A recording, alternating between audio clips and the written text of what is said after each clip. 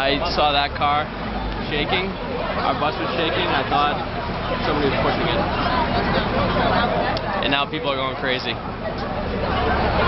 Thanks, Mark. Is that typical?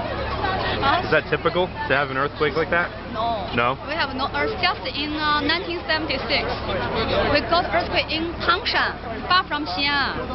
People here feel it. It's because that is very big earthquake. Yeah, many people killed in the Tangshan. Yeah, whole city was destroyed. Whole city. Not here. Xian is stable. Okay. Yeah, I don't think it's problem for no problem. No.